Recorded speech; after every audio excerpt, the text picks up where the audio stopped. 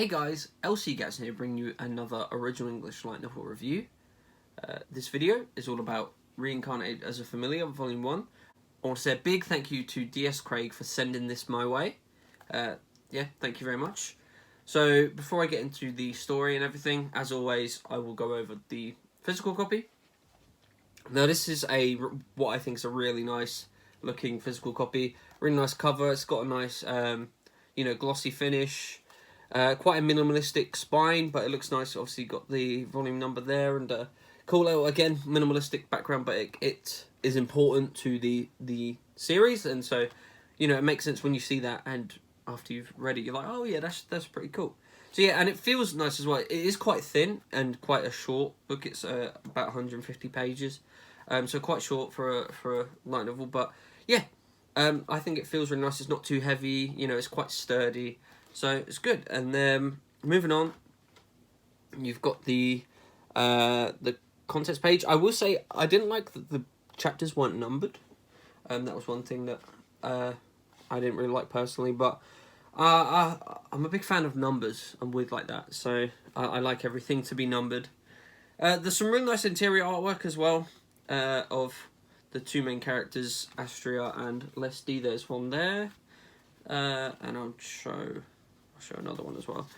Yeah, so there's 3 pieces of artwork throughout the book plus the cover artwork, so 4 pieces altogether.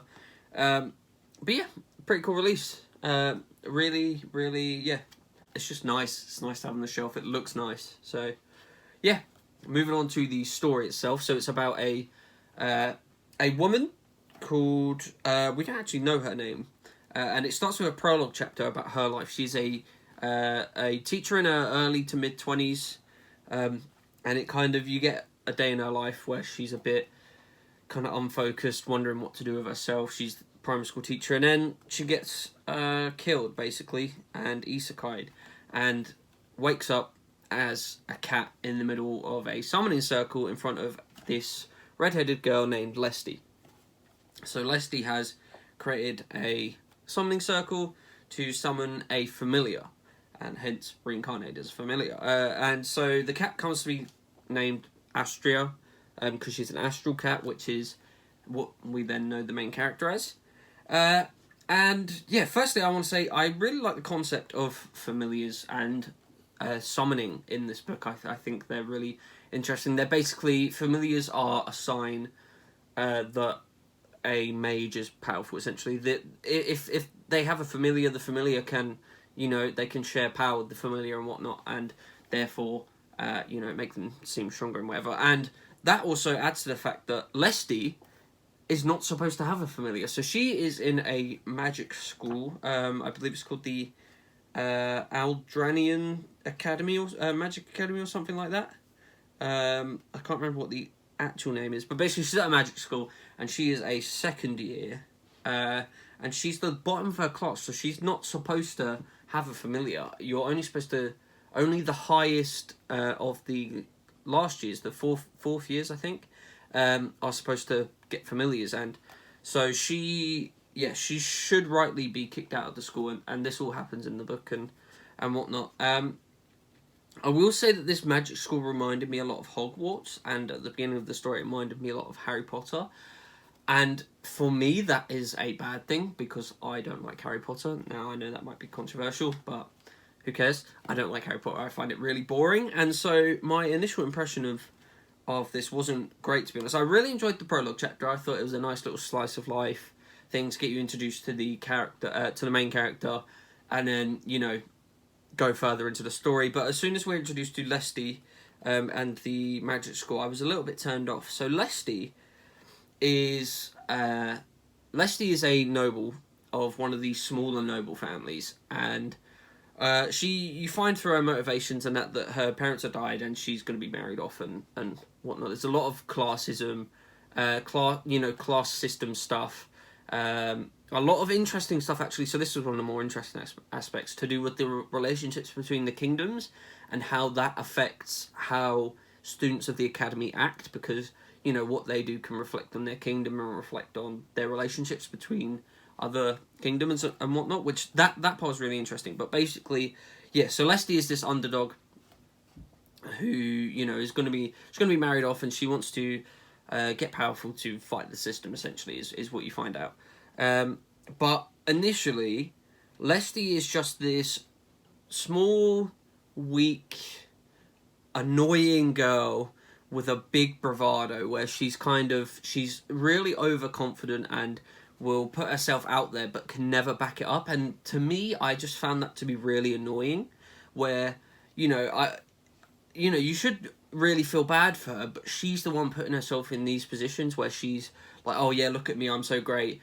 Actually, I'm terrible at magic, you know, that kind of thing, where that was really annoying. Once you get a bit more backstory in her and find out about, you know, she's this noble of this family where they treated their people well, and then the family died, and her parents died, and then she's going to become the joint ruler of a kingdom with who she's going to be married off to, and she wants to fight the system because people get treated wrong, and you know, that it does add some depth to her character and make her more interesting and more appealing.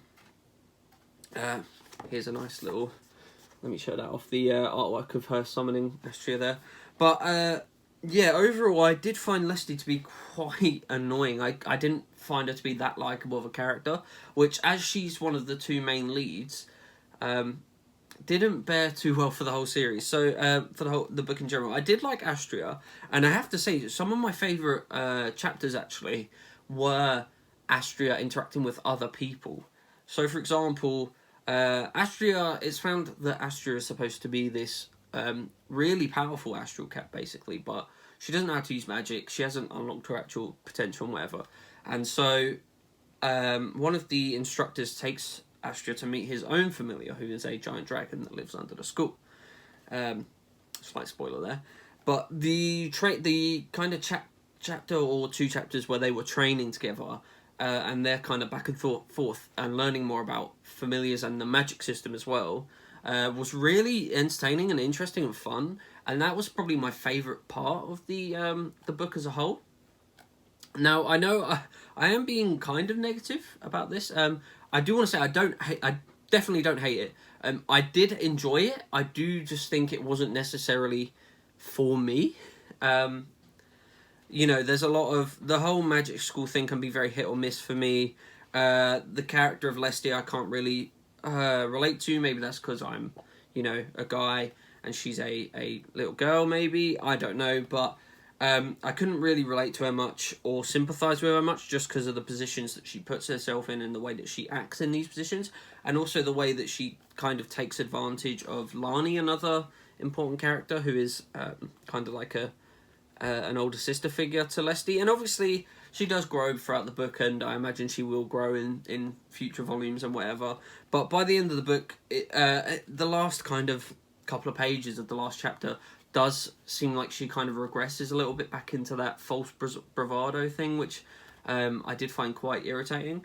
So I do want to say, lastly, what I want to say about the story. And I will say, there were a few moments where I thought the author was a bit overly descriptive of non-important things. Now, obviously, sometimes that can be good. It helps build the world, helps the reader visualize what's going on. But other times it can just feel like padding and a bit like unnecessary information.